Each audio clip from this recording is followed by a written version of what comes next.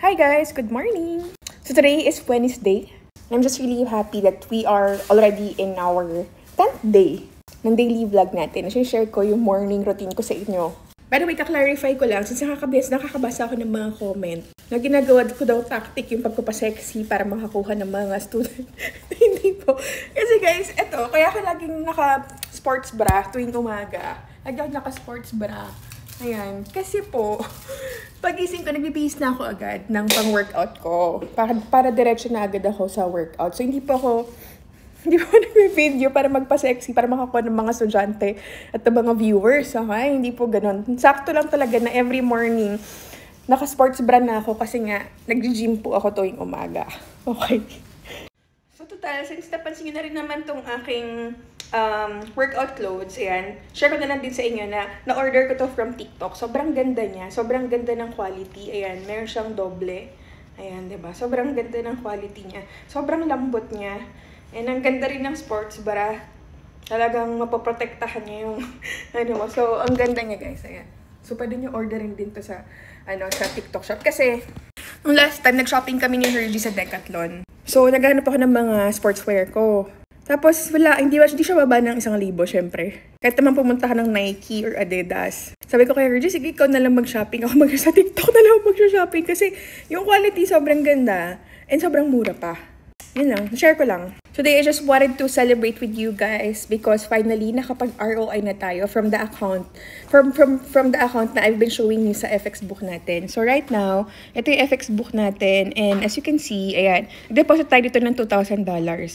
And yung profit natin is $2,079 na. So, this is considered as ROI. Kumbaga, balik puhunan na tayo. With 106.77% na gain. So, from this account, pwede natin kunin na yung naging profit natin. And then, we'll keep continue trading na. Kasi kumbaga, nabalik na yung puhunan eh. Risk-free ka na eh. So, that's the goal. Kapag mag-trade ka, nilagay ka ng puhunan doon, ang goal mo muna dyan is mag-ROI. Pag bumalik na yung puhunan mo, ang ipang trade mo na lang is yung profit mo. Para yung attachment mo with that money is lesser. Yung risk exposure mo, zero. And syempre, ang pinaka-ultimate goal doon is makakapag-trade ka not because of your emotions but more of your strategy. And that should be your first ultimate goal, makapag-ROI muna. Kasi sa kahit anong negosyo, you should consider trading as a business. The goal of the business is mag-ROI, bumalik yung puhunan mo. Same with trading, ang goal mo is bumalik yung puhunan mo. That's why at all costs, you have to protect your capital. Kasi that is your tree. And you have to shower with knowledge yung tree na yun so you will be able to, alam mo yun, harvest profit eventually. So ngayon, ang ginawa natin is, naglagay muna tayo ng puhunan, ng seed, tinaniman natin, nag-aral tayo na nag-aral, nag-trade tayo ng trade, with proper risk management, with discipline. And then, nung ayan na, nagkaroon siya ng bunga, nag-ROI na, pwede ko nang kunin yung puhunan ko. And then, hahayaan ko na lang dyan yung profit ko, so yun na yung kukuhaan ko ng profit regularly. Or yun na yung palalakihan ko. Kasi ang goal ko na dito, syempre, capital appreciation, so I can trade more with lesser risk, diba? So right now, share ko naman sa inyo yung trades natin yesterday. So yesterday was July 12. Okay, lagyan natin July 12. July 12. Done. So ito yung naging profit natin from yesterday. We were able to generate $454. So, kung i-compute natin yan sa peso, it's 25,800. So, that's the goal, di ba? Ayan, nakaka-profit tayo every day, consistently. Kasi maraming pwedeng i-claim na parang, okay, nag-profit ako today. Pero nag-profit ka ba kahapon? Nag-profit ka ba nung isang araw? Kasi dapat, every day, every single day, or every time nag-trade ka. Hindi pwedeng one time, big time lang. Kasi pwedeng kumikita ka ng $1,000 today, and then the next day, nalugi ka ng $2,000. That's not a sustainable business. Kung ang goal mo lang is mag-screenshot ng profit mo and then i-share sa social media naging profit mo, that's a different objective, di ba? The goal is sustainable income. Pero syempre, sinishare din natin yung analysis natin with our community, and I'm really happy na nakakatulong tayo. Sobrang tawang ako, kahapon, nagbabasa ako, just reading the comment section, and then sabi niya, meron naman ako ibang Telegram din, pwede ko naman i-message yung sarili ko, tapos magpanggap na estudyante, and then, kunwari, nagbibigay ng review. Guys, wala akong time gawin yun. Nagagawa ako ng separate na Telegram para mag-review para sa sarili ko, at i-post Every single day, nagpo-post ako ng mga reviews ng mga iba't ibang tao. Hindi bababa ng 10 ang sinesend ko sa inyo ng mga reviews or mga feedback ng tao about our services. Hindi ko kailangan gumawa ng separate na Telegram para lang gumawa ng fake reviews. Sometimes, iba talaga yung utak nyo, talagang parang out of this world. Grabe yung skepticism nyo. So, kahapon nagbata tayo 2 setup. And ito yung mga naging feedback ng mga tao. Ito, naka $305 siya. Ayan, coach ko, tara naman po ako kahit late ako nakapag-execute. Ayan, naka $100 profit ako, coach. Ayan, thank you po ulit, coach, sa blessing signal. Sunog ako kayo ng umaga, ang laki. Nag-ready ako sa isang candlestick. Akala ko tuloy-tuloy, bearish. Nasa isip ko po nung time na yun, quick $100 lang. Saan tapos out na.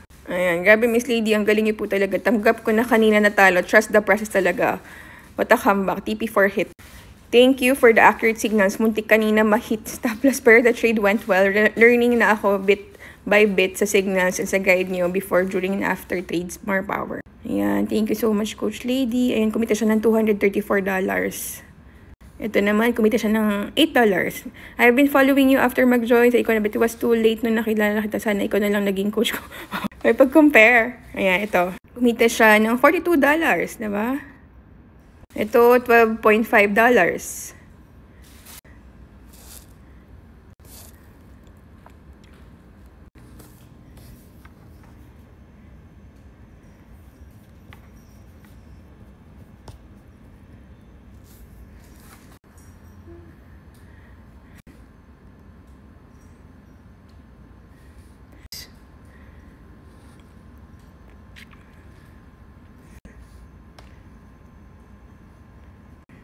Sobrang galing po na analysis yung kanina, Miss Lady. Satisfying po na mga explanation nyo kung paano na-close yung SL kanina. Kahit hindi naman actually tinamaan because of the spreads ng broker. Mas na-appreciate po namin yung efforts nyo na matuto kami dahil naipapaliwanag nyo po sa amin, lalo na sa mga tulad namin na baguhan. And again, maraming salamat po. So guys, hindi ko po maipepeke itong mga reviews na to. Hindi po ako ganun kadesperada. So, iba't ibang charts yun, iba-iba yung kulay. Hindi rin ako gagawa ng mga iba't ibang charts ko. Ang kulay lang po ng chart ko is blue and gold. Kasi LTA color po yan. But anyway, I don't need to explain myself. What I will be explaining today is, paano ba yung naging setup natin yesterday? So, ito yung naging setup natin. Nagpa-sell tayo sa zone ng 3349, 3353. Ngayon, yung stop loss natin was 3356. So, ayan siya. Okay? So, nagpa-sell tayo dyan. Ngayon, bumagsak siya for a while. Bumagsak siya. Ngayon, may nagtanong dito. Kasi naka-TP1 na dito eh, diba? Naka-TP1 na dito. May nag-question dito. Sabi niya, naka-SL po ako, 3356. Bakit po kaya nag-close yung trade ko? So, I've been getting a lot of messages about a message like this. So, parang, hindi naman na-touch yung SL ko, pero bakit nag-close yung trade ko? Ang pinaka-rason po niyan is spread. O sige, ang topic natin today is about spread. Ano ba ang spread? Hindi po yan palaman. Ang spread po is what the broker charges when you open or close trades. Kumbaga, cost of trading po ang spread. Diyan po kumikita yung mga broker. Isa sa mga pinagkakakitaan ng mga brokers, which is spread. Siyempre, kapag mas malaki yung spread mo, kahit hindi ka pa naman SL hit, since malaki yung spread mo, tatamaan na agad yung SL mo. That's one thing na you have to consider as well, yung broker. You have to choose the broker with the lowest possible spread. That's one thing kasi na hindi alam ng mga baguhan. That's why ine-educate ko kayo. If you really want to become effective in scalping, it's very important na yung spread mo is manipis. Kasi mas mahirap kumita kapag ang kapal ng spread mo. That is why ako, yung mga partner ko na brokers is hindi yung mga sobrang ang lalaki ng spread. Like si XS and Vantage. Si XS, ang spread lang yan. Super nipis talaga. Iba lang yung spread ngayon because morning siya. Pero kung mapapansin nyo, kung London session, New York session, ang spread ng XS nasa 0.5 lang. Ito gumawa ko ng computation for them. So, mapapansin nyo yan dito. Ayan, say for example, ito, T3 na 10 gold. Diba? Yung difference ng bid and ask, yun po yung spread. So, pag kinumpute nyo yan, yung difference nyan, pag binaynos nyo yan, kung gaano kalaki yung difference nun, yun po yung spread. So, sa case na to, kunwari ito, 3346.43 ang bid, and then yung ask is 3346.48. So, kung ima-minus mo siya, nasa 0.05 lang. So, that's 5 points. Kasi you really have to check on this. Kasi baka ang kumikita lang dito is yung broker at saka yung IB. IB is the introducing broker, yung nag-refer sa inyo. Kasi the bigger the spread, the bigger the commission they get. Kasi baka magtaka kayo, hindi kayo kumikita. Yung IB nyo lang yung kumikita, diba?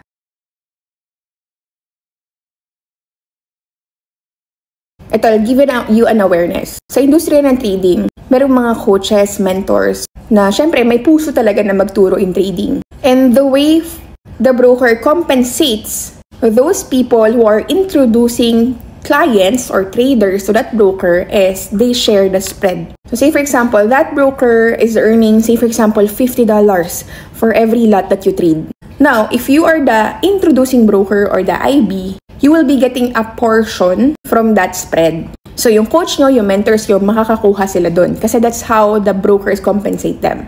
The reason why there are people are so angry at people who are introducing brokers, kasi wala namang value na binibigay yung sinasabing mentor or coach na yun, pero nakakakuha sila from the traders. And yung mga traders, they don't have an idea na those IBs are actually earning from the spread. They're not literally getting from your money, but from the spread that the broker gets every time na nag-trade ka. Gets nyo ba?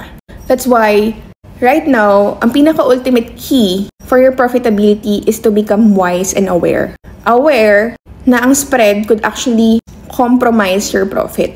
So you really have to choose a broker that offers low spread. And ako, I make it a point that I will only recommend a broker na sobrang nipis ng spread. Kasi wala naman akong pake kahit may kitain ako or wala. Kung may kitain ako, thank you.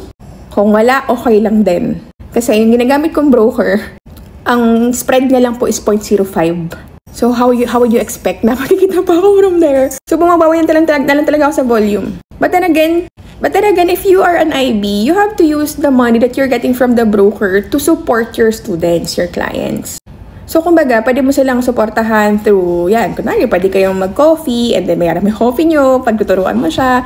Or yan, yung mga ginagawa nyo every night during the time na nagla-live trading kayo, tinuturuan nyo yung mga estudyante nyo. Siyempre, you're utilizing your internet, your time, your effort. Those stuff na we know for a fact na we are being compensated. And it's not limited to us. It's not limited to content creators only. It's also available for you. If you have the community, you have a strong community, you can also actually become an IB as well and earn from the spread. We don't need to hate people. We don't need to spread hate, anger at people who are actually earning from IB. It is a legit business. It's just that, paano ka ba nakakapagbigay ng value sa mga estudyante? Marami kasi na parang tinataasan yung spread, magre-request sa broker na taasan nyo po yung spread para po malaki po yung IB commission ko. Pero what they're not considering is yung impact nito sa estudyante, yung impact nito dun sa trader. But anyway, I'm just really happy na syempre dumadami na yung mga IBs, diba? I've been in this industry for like 6 years. And sobrang nakita ko yung growth talaga ng mga nag-IB ngayon. Like, massive. But I'm really happy. Natutuwa ako na ganun. Kasi you guys are spreading the awareness. You guys are spreading knowledge to other people. And through you, mas dumadami yung mga nagtitrade na dito sa Pilipinas, diba? So, I don't hate IBs. I actually encourage pa nga yung mga tao who are actually business-minded to really start that kind of business. If you really have the heart to really teach people and introduce this trading to other people, so there's a possibility or probability na magbago rin yung buhay nila because of this, then why not? At the end of the day, it's just a matter of respect to other people. You don't really need to pull other people down just for the sake of pulling yourself up. If you have been seeing online na mga tao na naninira about sa mga ibang tao, mag-ingat kayo sa mga tao na yun kasi galit yun nasa puso ng mga tao na yun. Yung galit na yun lumalabas lang sa bibig nila. Whatever in your heart, whatever in your mind comes out in your mouth. Kaya you have to be very careful on what people you follow. What kind of people you follow. So let's go back to the topic, which is spread. Mas makapal yung spread, syempre mas malaki yung cost nun. Mas manipis yung spread, syempre mas cheap. The question is, fixed ba yun, coach? Hindi po. Nagbabago-bago po yung spread from time to time. Meron siya, depende sa market volatility. Kapag mga merong big news event, nag-widen yung spread niyan. Magugulat ka na lang, pak! And then, depende rin yan sa time of the day. Depende kung onti yung liquidity. Like, say for example, ito, Asian session, morning. Kapag onti yung liquidity at onti yung mga participants sa trading, sa financial market, mas lumalaki yung spread. Pero kapag mas marami yung participants like London session, New York session, yung spread is numinipis din. Ano ba yung mga accounts na maliliit ang spread? You can use ECN. Kasi yun, walang spread. Pero maniningil sila sa komisyon. Pero ako, mas suggest ko na, sige, mag-ECN kayo. At least, kung mag-scalping kayo, kita kayo agad. Pero, iko-commissionan kayo. So, ang masasuggest ko lang is to avoid trading during high-impact news just last night, di ba? We had our CPI.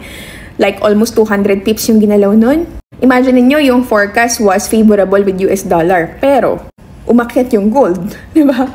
For a while, pero bumagsak din siya. Kaya, ayun, know how to compute the spread. Be very careful. Awareness is the key. Kasi kapag umabot na ng mga 100 points yung inyong spread, naku, mag-ingat na kayo. Yung broker nyo, ang laki na sinisingil. So, pwede nyo screenshot yung quote stub nyo. Ito, life hacks. Itong quote stub nyo, screenshot nyo to, tapos isend nyo kay ChatGPT. Si ChatGPT sasagutin sa inyo kung ilang points yung spread nyo. Kung hindi nyo talaga mag-gets kung paano mag-compute, i-ChatGPT nyo, sasagutin ni ChatGPT kung paano, kung ano yung spread nitong broker nyo. So yun, medyo napahaba lang yung content natin today. Umabot tayo ng more than 15 minutes, but I hope na naging knowledgeable kayo when it comes to spread, and napakaganda ng topic natin ito. If you have more questions, just comment down below. Then pwede natin i-topic sa next vlog ko. So yun lang guys. Good luck sa mga trades nyo today.